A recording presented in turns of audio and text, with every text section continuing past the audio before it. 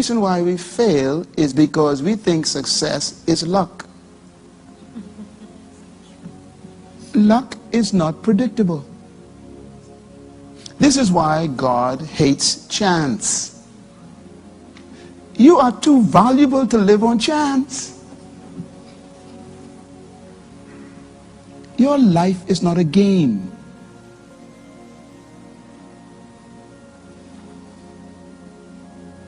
Success is predictable.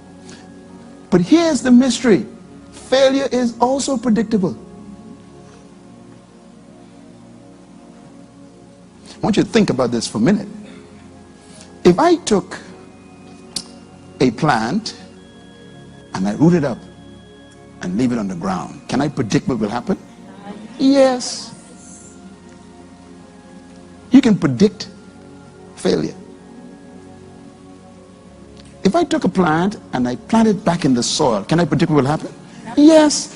You can predict success. And your life is as simple as a plant. But it's also as complicated as a plant. Why is success predictable? And why is it failure predictable? The answer is because everything in life was designed to function by laws. And that's the secret to success. So remember now, we're going to learn the 10 laws of success. People spend millions of dollars every year going to all kinds of seminars, reading all kinds of positive thinking books and success books, and they still broke. It's because they don't understand. You can't become successful by using another man's ideas. You need your own revelation of those ideas. They have to become yours. Nothing is yours until you believe them. I cannot believe for you. Tweet that. Warren Buffett. I met him once. By the way, he is the second wealthiest man in the world. $46 billion one man has. What is our debt in the Bahamas? 1.5. The guy could pay off our debt with pocket change. Bill Gates is now the number one. Again, the Mexican guy fell a little bit. He's down to 46. Buffett is 47. Bill Gates is 48. $48 billion. I can't even fathom how the guy gonna spend that. Now, when I first met Warren Buffett, he lives in Omaha, Nebraska, so I went there to speak, one of our churches up there, and we met in a restaurant. He had on short pants, no socks. Now, he was a Bahamian.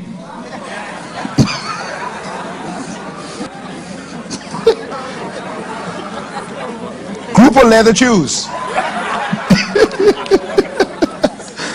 Snake necktie. And wouldn't speak to nobody. He was so humble. He came to buy ice cream.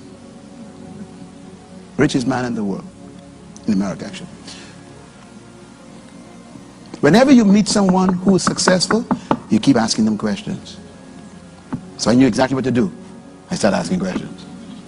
And his answers were the same things I knew. Which means there are no additional laws. So I'm going to teach you the laws. Everything in life is a function by laws. And that leads to number 5. Laws make life predictable. If I took a seed and I put it on the tile in the lobby, can I predict what will happen? Yes. I got to pray about that. I don't need no revelation, no prophecy got to come.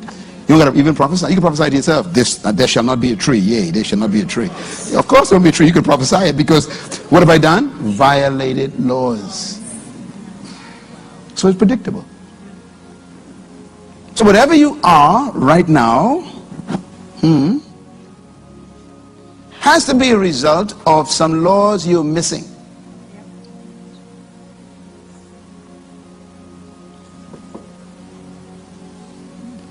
Laws make life predictable. And number 7, Your success, number 6, was designed by God. And there's a reason why. Everything God created was designed to be successful. That's why we have to study success first. Because when you are successful, you become influential. And when you are successful, you become free from those who you have to challenge.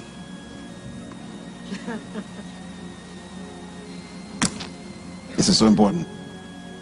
You know, if you owe me money and then you attack me, you're in trouble. Yeah. So you got to become successful. Now, big question. Why does God make you to be successful? The answer is in number 7. Because your success is good for God. Success in creation is not good for creation. When a plant comes from a tree seed, when it comes from a seed, that is really not for the plant. It's for the creator. Once you get the concept. The success of a product is not good for the product. It's good for the manufacturer. Are you thinking?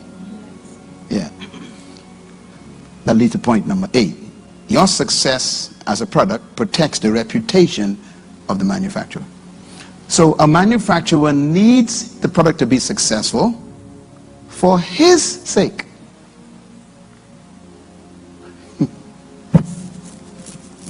Your failure will embarrass the manufacturer.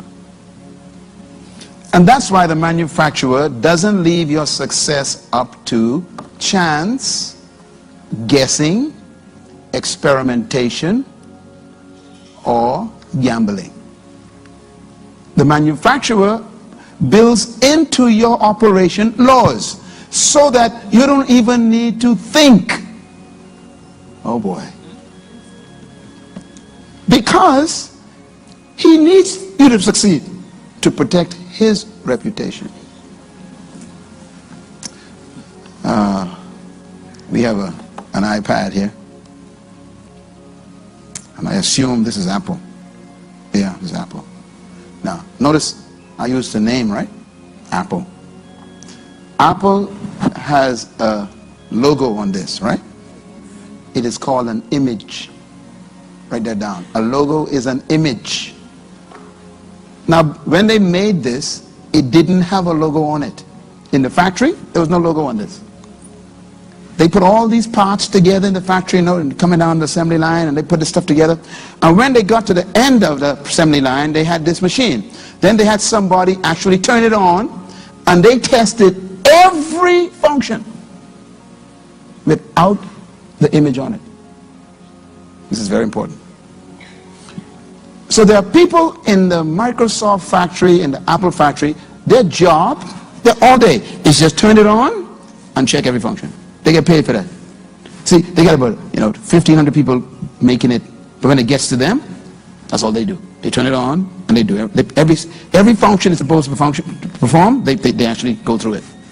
And when they are satisfied that all the functions are working, then they pass it to the other person. Another person puts it in the machine, and the Apple image goes on it. Then it goes to a plastic bag, then it goes to a box, and then it's sealed with styrofoam, and they put a book on top of it, and they lock it up, and they ship it to the wholesaler, who sends it to the retailer, and you wait it, get it from the shelf, but it's already being used.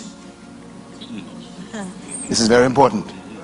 A manufacturer allows no product to leave his factory that has not been tested already.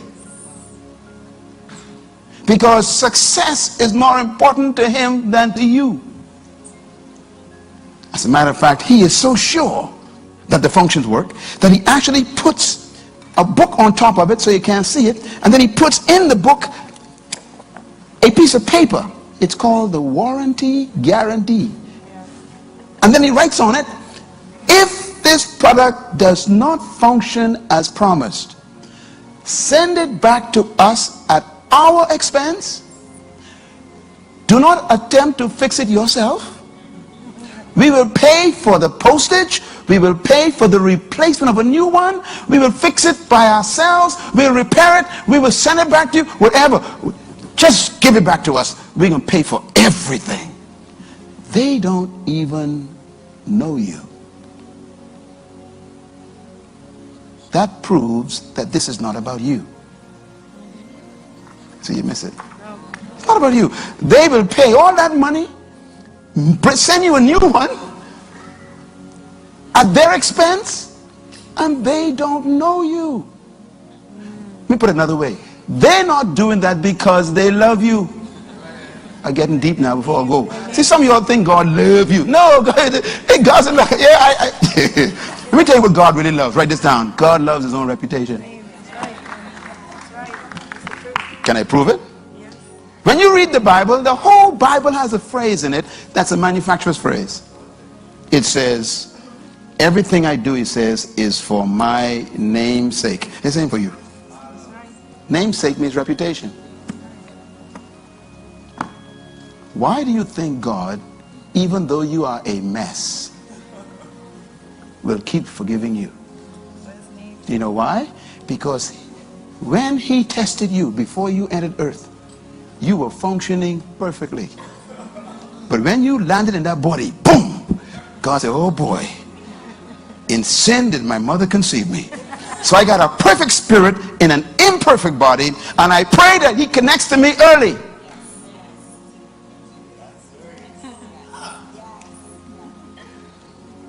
And so God sends with you a manual. And he says, you don't even have to pray.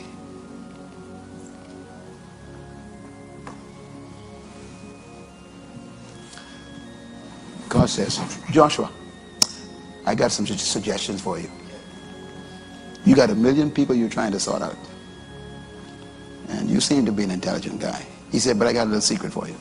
He says, if you keep my laws, obey my commands, do not turn from them to the right or to the left, meditate on them day and night, get them into your circuits, your system. He says, I guarantee you will make your way prosperous and you will have good success. Success, he says, is not up to God.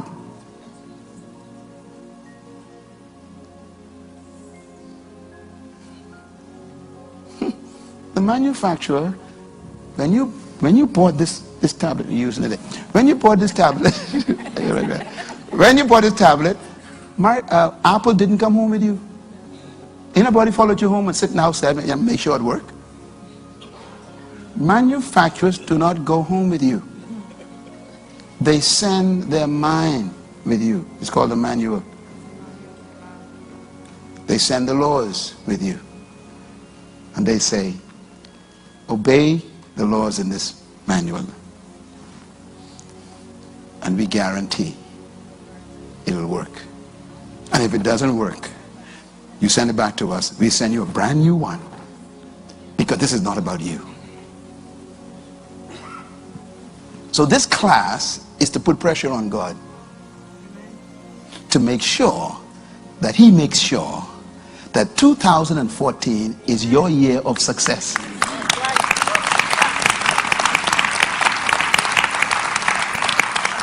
And that success is not for your sake.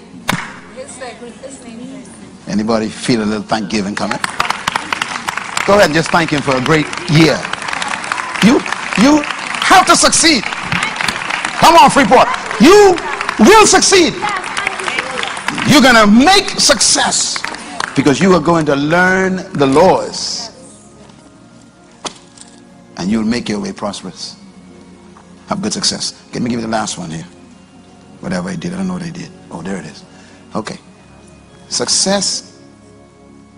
The success of a product protects the reputation of the manufacturer.